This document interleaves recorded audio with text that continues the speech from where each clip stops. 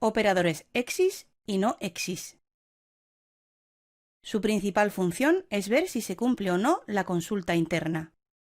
Determinan si hay o no datos en una lista de valores. Devuelve verdadero o falso. No necesitan que la subconsulta devuelva alguna columna porque no utiliza ninguna expresión de comparación. Operadores exis. Devuelve verdadero o falso. Verdadero si la subconsulta retorna registros. Falso si la subconsulta no retorna registros. Además, pueden emplearse con subconsultas correlacionadas para restringir el resultado de una consulta exterior a los registros que cumplen la consulta interior. Ejemplos de operadores exis. En este ejemplo, la consulta listaría los datos de todos los trabajadores, si al menos uno de ellos pertenece al departamento de marketing, pues la subconsulta interna retorna verdadero.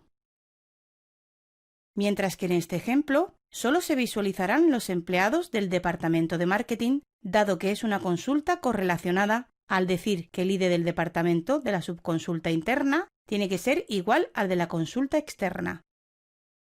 El uso de exis en una subconsulta correlacional es igual al uso del operador IN. En ambos casos, de no existir empleados en el departamento de marketing, la subconsulta no devuelve nada. Operador no exis.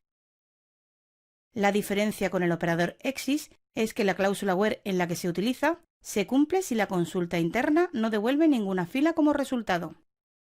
Es decir, verdadero si la subconsulta no retorna registros y falso si la subconsulta retorna registros. Ejemplos del operador no exis. En este ejemplo, de no existir ningún trabajador con departamento marketing, la subconsulta listaría los datos de todos los trabajadores. De existir algún trabajador en dicho departamento, retornaría falso y no mostraría ningún resultado. Resumen. Exis retorna verdadero si en el resultado de la consulta interna existe y da como resultado al menos una fila.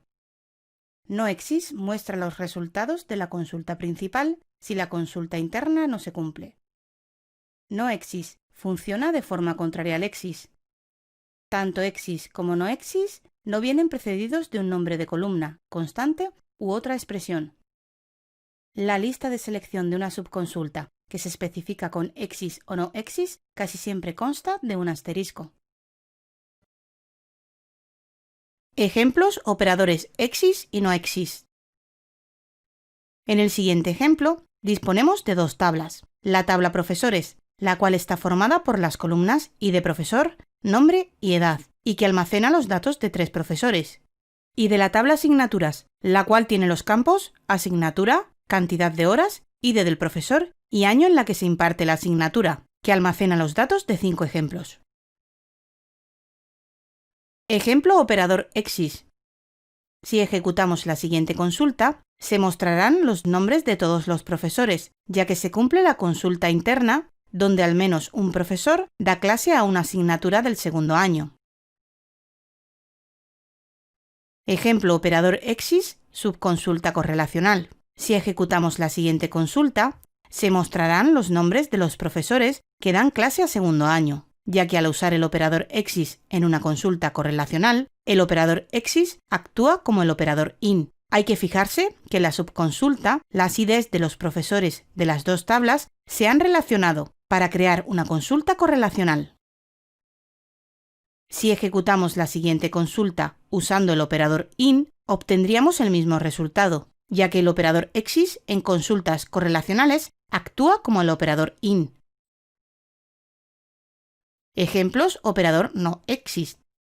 Si ejecutamos la siguiente consulta, no obtenemos ningún resultado, ya que la consulta interna devuelve al menos una fila, ya que existen asignaturas del segundo año. Por lo tanto, la condición no exis devuelve falso. Si ejecutamos la siguiente consulta, se mostrarán los nombres de todos los profesores, pues se cumple la subconsulta al no existir asignaturas del cuarto año.